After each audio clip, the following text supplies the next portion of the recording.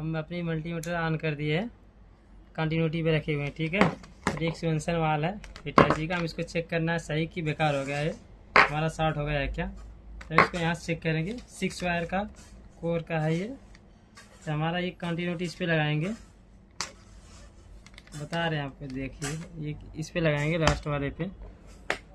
और एक इस पे रेटिंग हमारा देखेंगे 48 आ रहा है क्या, 48 अगर रेटिंग आएगा तो सही है। कितना रेटिंग 48 है ना भाई, तो मतलब इसका मतलब ये सही है हमारा।